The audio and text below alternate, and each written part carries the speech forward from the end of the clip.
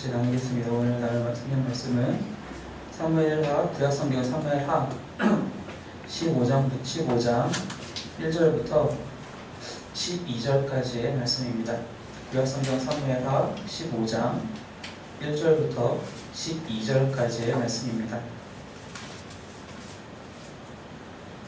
사무엘하 15장 1절부터 12절까지의 말씀 저와 여러분 한 절씩 교독하도록 하겠습니다. 제가 먼저 1절 말씀을 읽겠습니다.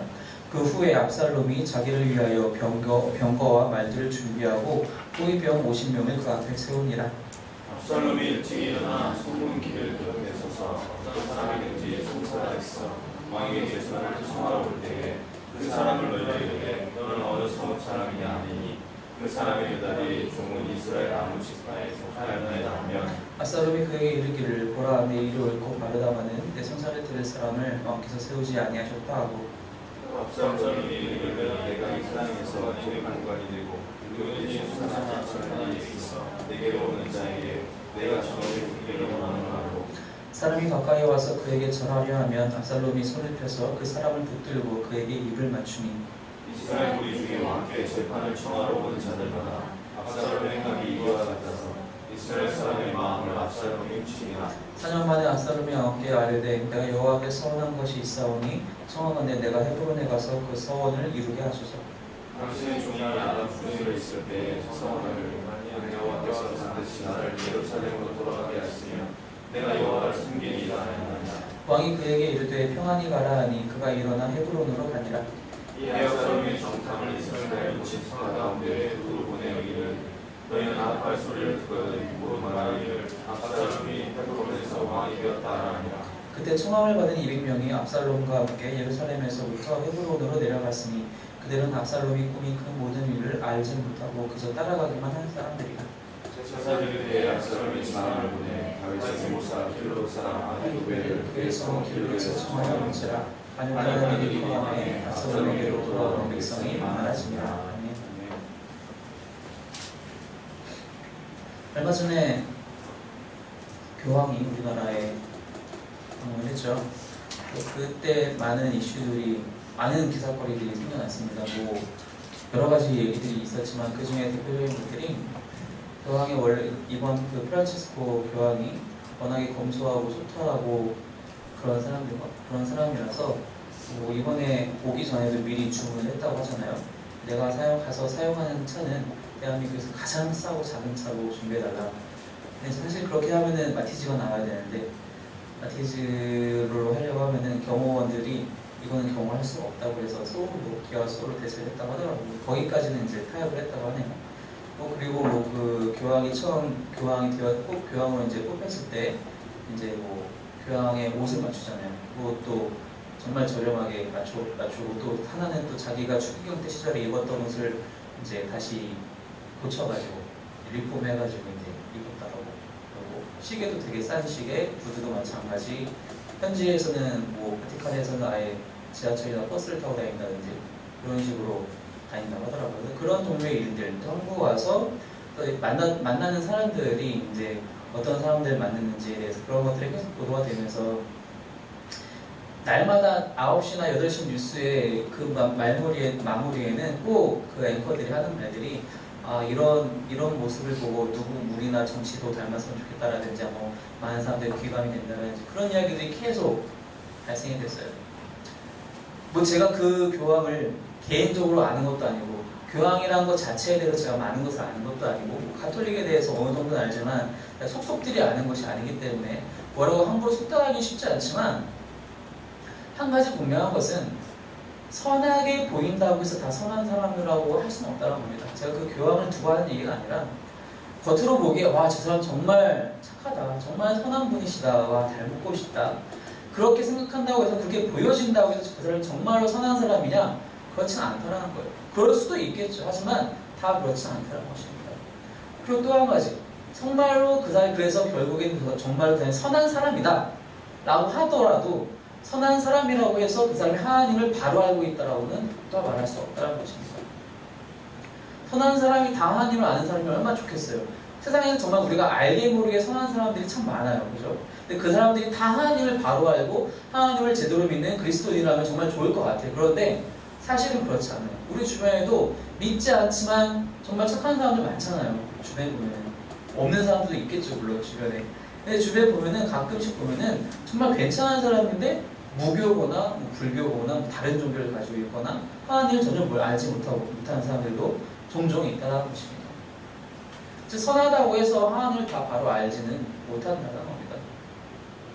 제가 왜 이 이야기를 하느냐?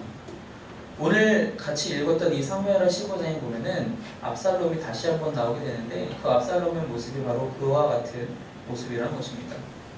우리가 이미 이 사무엘하를 계속 이렇게 봐오면서 압살롬이 어떤 일들을 했는지 알잖아요. 압살롬이 자기의 형을, 물론 배다른 형이지만 복수를 위해서 자기 친누이가 당한 일에 대해서 복수하기 위해서 2년 동안이나 무려 준비를 하고 그 배다른 형제였던 암논을 죽입니다. 그죠? 그걸 죽이고 나서도 자기가 억울한 거예요. 그죠? 억울해가지고 도망가 있다가 다시 돌아올 때에도 나를 왜 이제야 다시 아버지 곁으로 불렀나는 듯이 그런 식으로 행동하는 모습들이 바로 압살롬의 모습이었어요. 근데 그 압살롬이 돌아와서 또 어떤 일들을 하고 있느냐? 바로 그것이 오늘 읽었던 15장의 말씀인데 첫 번째 절에 보니까 그 후에 압살롬이 자기를 위하여 병과 말들을 준비하고 호위병 50명을 그 앞에 세웁니다. 무슨 뜻이냐? 이제 본격적으로 예루살렘에 돌아왔으니, 그리고 돌아왔고 3년 만에 아버지 다윗 왕도 아련을 했으니 이제는 본격적으로 준비를 하고 있는 거예요. 무슨 준비냐? 자기가 왕위를 계승받기 위한 준비를 하고 있었어요. 사실 서열로 보면은 압살롬이 1순위예요. 첫째 아들이었던 암논은 벌써 압살롬에게 죽임을 당했고, 둘째 아들이 언급이 없는 거라고 해서 아마 어렸을 때 죽은 것 같고, 셋째가 압살롬이기 때문에 압살롬은 사실은 가만히 있어도 왕위를 그대로 넘겨받을 수 있는 위치에 있는 사람인데 그것을 못 참고 빨리 준비하려고 스스로 애쓰고 있어요. 그것 중에 하나가 바로 무엇이었냐면은 호위병들을 모집하는 거였습니다. 당시의 사람들은 누가 개인적으로 군대를 모집할 수 있겠습니까? 우리나라도 사실 뭐 고려시대나 조선시대에 와서 보면은 개인적으로 사병을 데리고 있었던 사람들은 정말 높은 권력에 있는 대감들이나 돈이 많은 부호들 몇 명 안 됐어요. 그죠? 그리고 당연히 왕족들, 왕은 당연히 군대가 있고요. 그런 사람들만 그렇게 이제 사병을 부릴 수 있었는데 지금 이 다윗과 압살롬의 시대는 지금으로부터 기준으로 하면은 거의 3,000년 전의 이야기예요. 3,000년 전에 자기를 위해서 50명의 호위병을 지금 마련을 해놓은 거예요. 이 마련한 이유는 무엇이냐? 자기가 얼마나 위험이 있는지, 내가 지금 사실 그렇게 갖고 있진 않지만 내가 갖고 있는 것처럼 보이기 위한 권력을 과시하기 위해서, 이 예루살렘에 사는 많은 사람들에게 과시하기 위해서 이 호위병들을 모집하고 있었다는 것입니다. 그래서 성경 어디에도 왕 스스로를 위해서 군대를 모으라는 성경의 말씀 전혀 있지 않아요. 오히려 그것을 제한하고 있었죠. 처음에 이스라엘 백성들이 모세에게 찾아와서 왕에 대해서 이야기할 때, 그리고 사무엘에게 찾아와서 왕에 대해서 이야기할 때에도 하나님께서 그 선지자들을 통해서 왕에 대해서 얘기할 때 뭐라고 얘기하냐면은 절대로 다른 나라들의 왕처럼 말을 모으지 말고 군대를 너무 크게 모으지 말고 그런 제한 조건을 다 걸고 있었단 말이에요. 그런데 압살롬은 반대로 자기를 위해서 이렇게 호위병들을 모집하고 있었습니다. 첫째 자신의 위험을 위해서. 그리고 나서 행한 일이 무엇이었냐면은 2절 말씀을 보니까 날마다 아침 일찍 일어나가지고 무엇을 했냐면 성문의 길 곁에 서서 사람들을 기다렸어요. 당시에는 이제 재판을 하는 장소가 지금처럼 어떻게 법원이 따로 있어가지고 뭐 우리나라 조선시대처럼 얘기하면 포도청이 있다라든지 관아가 있다라든지 그런 곳에서 재판을 하는 것이 아니라 성문이면 사람들이 막 출입하고 사람들이 많이 모이는 장소이기 때문에 일종의 광장 같은 장소가 되기 때문에 거기에서 이제 재판을 하는 거에서 그 마을에 혹은 그 도시의 실력자들, 유지들은 그 성문 주변에 항상 이렇게 앉아서 기다리고 있는 거예요. 많은 사람들이 그 앞에 나와서 이런저런 이야기를 나누게 되니까 항상 압살롬은 예루살렘 그 성문 앞에 서가지고 기다리고 있는 거예요. 누가 재판하러 올까? 어떤 사람이 이렇게 재판거리가 있어서 어떤 분쟁거리가 있어서 갖고 와요. 그건 사실 압살롬을 만나기 위해서 온 것이 아니라 다윗 왕에게 직접 재판을 받고 싶어서 오는 거예요. 그리고 오면은 중간에 가로채서 2절 말씀해 보니까 그 사람을 불러 이르되 너 어디서 왔느냐? 저 어디에서 왔습니다. 그러면은 그 사람 이야기를 잘 들어요. 자초지종 다 들어줘요. 아, 사실은 제가 무슨 일이 있었냐, 제 이웃과 이러이러 다툼이 있었는데 양 한 마리 그 사람이 뺏어가는데 말이죠, 어쩌고저쩌고 이렇게 얘기를 쭉 하다 보면은 그 누구의 잘잘못을 가리기는 일단 둘째 치고, 압살롬이 가장 먼저 하는 이야기가 3절에 뭐라고 얘기하고 있냐면은, 아 맞다, 네가 맞아, 네가 옳아, 이 얘기부터 하는 거야. 네 일이 옳다, 바르다, 네 편을 들어주고 싶다.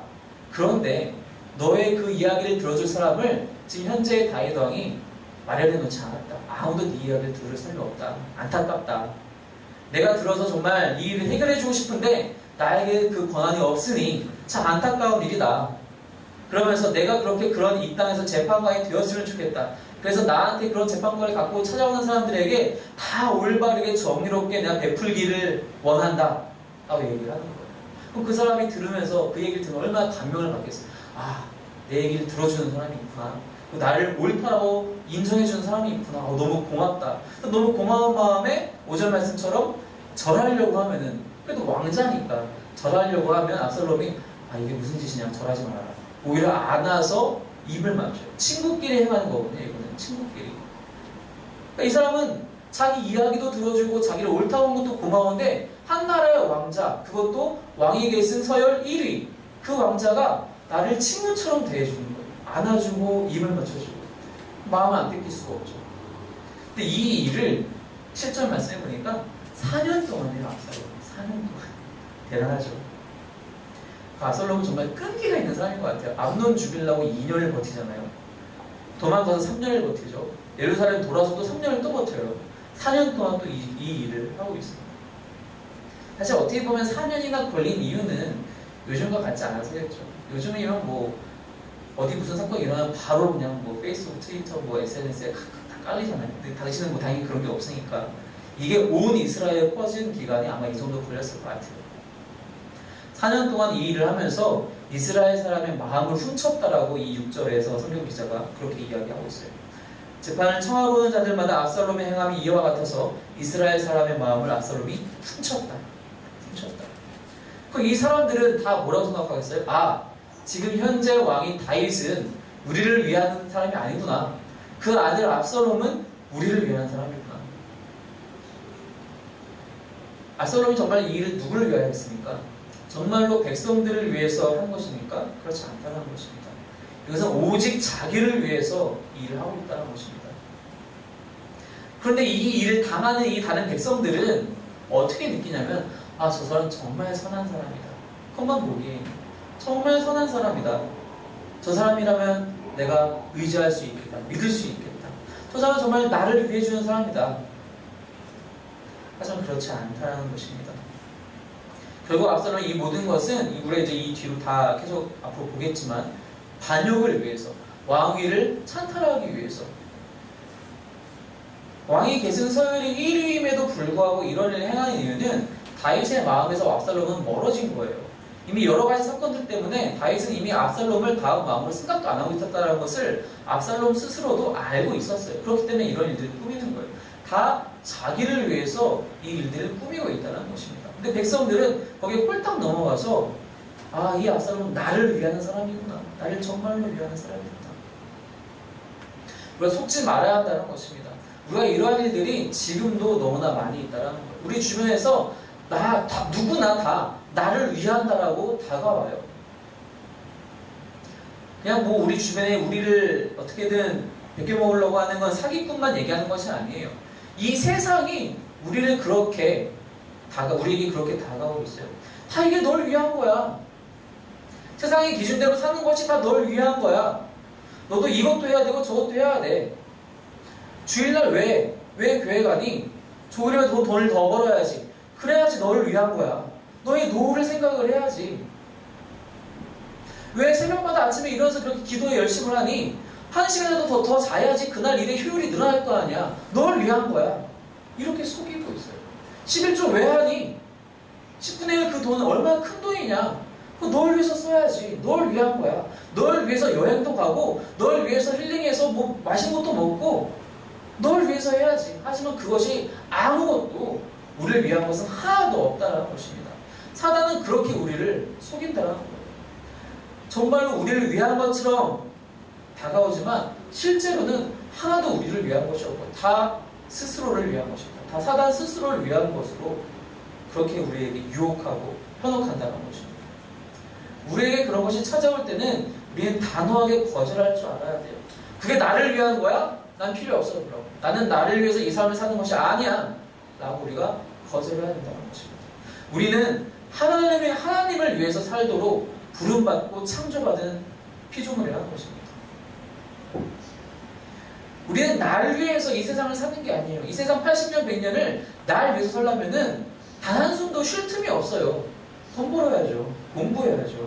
어떻게 해서는 기회를 잡아야죠. 근데 우리는 우리 스스로를 살기 위해서 이 땅에 부름받지 않았다는 것입니다. 하나님이 우리를 창조하시고 이 땅에 보내셨을 때에는 하나님 당신을 위해서 살라고, 그 사명을 위해서, 그 소명을 위해서 살아가라고 하나님께서 우리를 부르시고 구원하셨다는 사실을 믿으셔야 한다는 것입니다. 설령 그것이 정말로 우리를 위한다 하더라도 그것을 구별할 줄 알아야 돼요. 무슨 뜻이냐? 간혹 우리가 구별하기 힘들어서 마치 이것이 날 위한 도움이라고 찾아온 이것이 하나님의 응답은 아닐까? 내가 열심히 기도했으니까 그동안 하나님이 이렇게 날 도우시기 위해서 이런 귀한 어드바이스를 나에게 주는 건 아닐까? 라고 헷갈릴 수 있어요. 근데 그것을 어떻게 구별할 수 있느냐? 어떻게 구별해야 되느냐? 그것이 겉모양과 다르다는 거예요. 왜냐하면 압살롬이 지금 여기서 어떻게 해나가고 있냐면은, 압살롬은 이 송사거리가 있는 사람들이 찾아왔을 때 실제로 그 분쟁에 대해서, 송사에 대해서 해결해 주지 않았어요.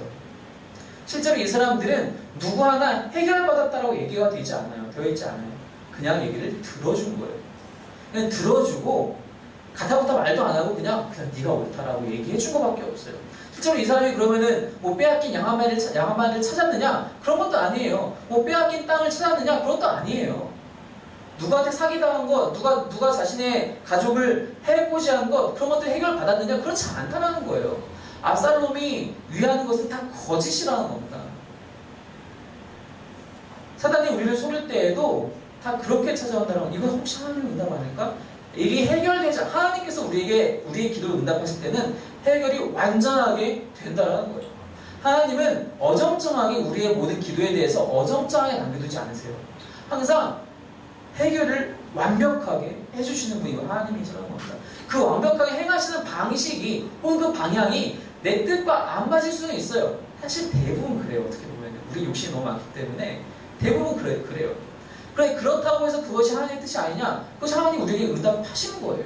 그게 완벽하게 해결하세요. 그리고 넘어가세요.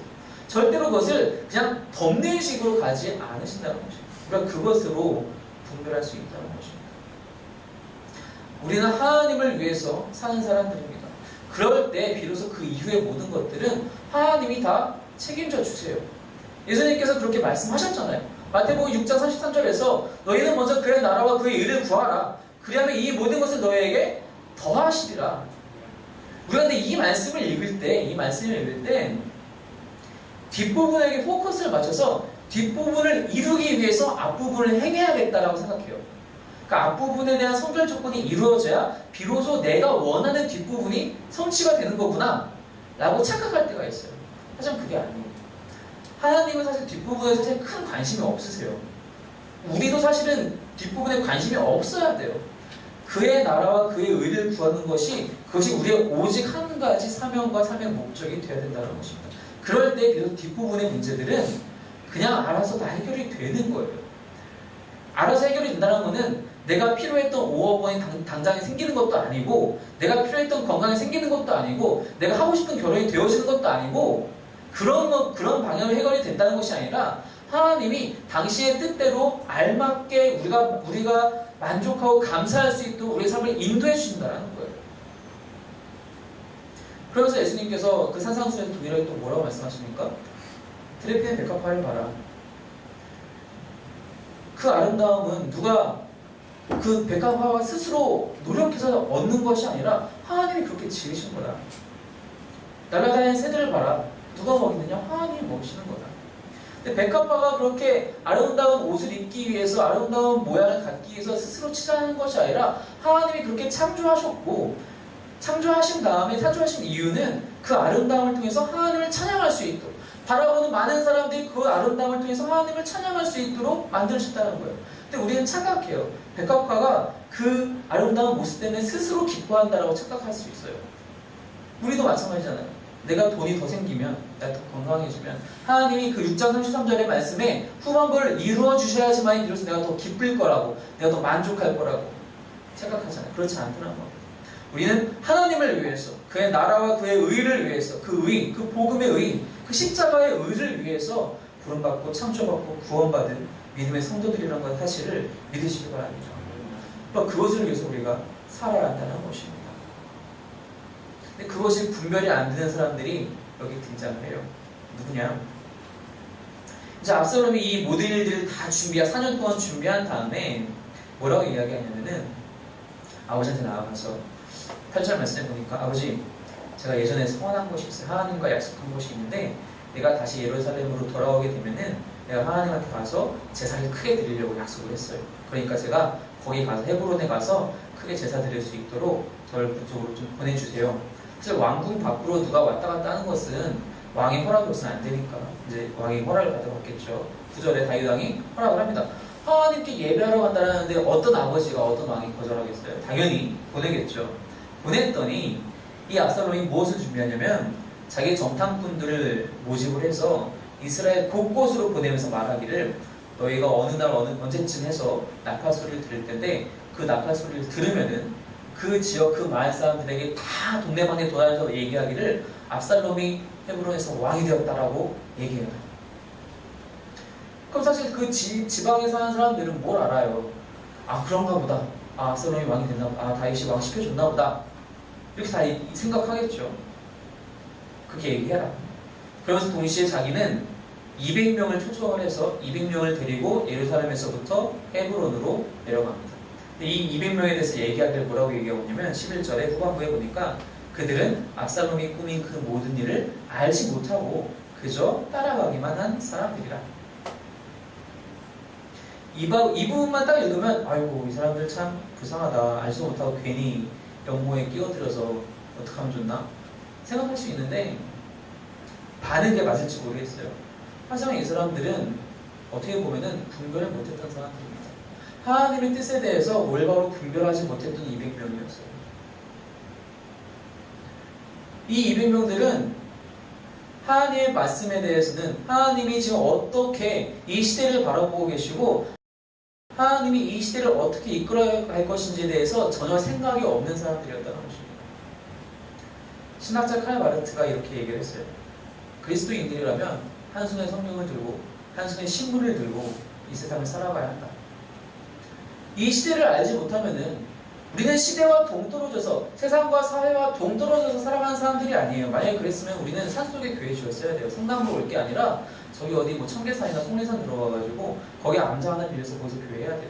그런데 그렇지 않잖아요.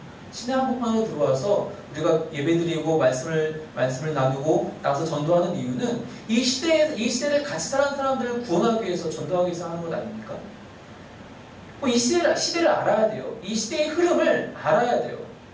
이 시대의 흐름을 하나님께서 어떻게 보내고 계시는지, 어떤 방향으로 이 시대를 이끌고 계시는지를 우리가 알아야 돼요. 그렇기 때문에 한 손에 성경이 필요하고 한 손에 신문이 필요한 거예요. 이 사람들은 이도저도 아니었던 사람들이에요. 하나님의 뜻을 바로 알았다면 압살롬 편에 가서 붙으면 안 돼요. 하나님이 다윗을 얼마나 사랑하고 지금까지 이끌어주시고 보호하셨는지를 이들이 모를 리 없어요. 예루살렘에 사는 사람들이라면 모를 리 없어요. 하나님의 뜻이 다윗에게 있지 압살롬에 있다면 누구도 생각 안 할 거예요. 압살롬처럼 이렇게 아버지를 배반하고 자신의 친형제는 아니었지만 형제들을 죽이고 그랬던 사람이었는데, 그리고 하나님의 뜻이 아니라 하더라도 세상의 시대만 읽었어도 이럴 수는 없었어요. 왜냐? 4년 동안이나 성문 옆에서 이런 일들이 행하고 있어요. 예루살렘 사람들이라면 누구나 알았을 거예요. 압살롬 저기 또 나와 있네? 또 저러고 있네? 에이, 하나님은 아무것도 없어. 결국 해주는 건 아무것도 없으면서 모르는 지방 사람들은 다 속을지 몰라도 사실 예루살렘에서 속을 수는 없어요. 저거 분명히 다윗을 끌어내리려고 저러는 거 아니야? 다 누구나 알 수 있었던 사실이란 겁니다. 그래서 사실은 이 시대에 압살롬이 다른 모든 지역에서는 자기 편을 만들지만 실제로 예루살렘에서는 자기 편을 많이 만들지 못해요. 그리고 다윗에 정말 가까운 사람들은 이 200명에 누구도 속하지 않았어요. 사실 이 뒤에 보면 우리가 알 수 있는데 중간중간에 이제 다윗이 도망가서 만나는 사람들 중에 다윗에 친한 사람들을 대부분 많이 만나게 돼요. 이들은 이 200명에 속하지 않았던 사람들이에요. 우리가 분별할 줄 알아야 돼요. 이 시대를 분별할 줄 알아야 되고 하나님의 뜻대로 이 시대가 흘러가고 있다는 것을, 하나님이 이 시대를 이끌고 계시다는 것을, 우리가 겉으로 보기엔 참 악해 보이고 정말 가망성 없는 이렇게 사회의 모습이라 하더라도 하나님이 주권을 가지고 계시다는 건 변치 않는 사실이라는 겁니다. 하나님께서 뜻을 가지시고 이 사회를 움직이고 계시고 이 시대를 이끌고 계시다는 거예요. 근데 그것을 말씀으로, 하나님의 말씀으로 분별할 줄 알아야 돼요. 늘 우리가 경건 생활에 애쓰는 이유는 하나님의 뜻을 바로 알기 위해서라는 것입니다. 나를 어떻게 돌을 닦는 사람처럼 자기 수행을 하는 사람처럼 나의 어떤 수행을 위해서 내가 경건 생활을 하는 것이 아니라 하나님의 말씀을 날마다 읽고 그 뜻을 분별하여서 하나님의 뜻에 맞게 살기 위해서 우리가 경건 생활을 한다는 것입니다. 그 말씀도 읽고 큐티하고 날마다 기도하잖아요. 날마다 하는 거 맞죠? 날마다 우리가 하잖아요. 이게 정말 하루도 쉴 수 없어요. 하루도 쉴 수 없어요.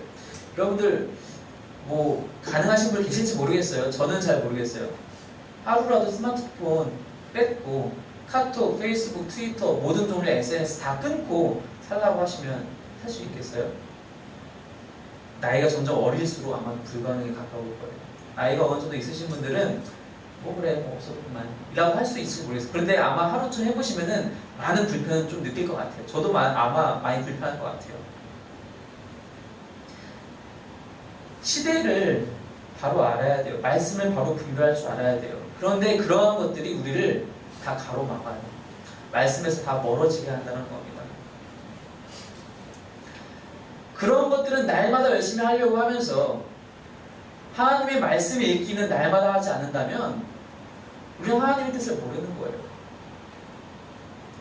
연애할 때 여자친구와 혹은 남자친구와 카톡 하루라도 안 주고받으면 제가 무슨 생각하나, 제가 오늘 또 무슨 생각했나, 지난번에 삐진 거 아직도 삐지는 거 아니야? 카톡 하루라도 안 오면, 연락이 하루라도 안 오면 막 답답하고 두렵고 그러지 않나요?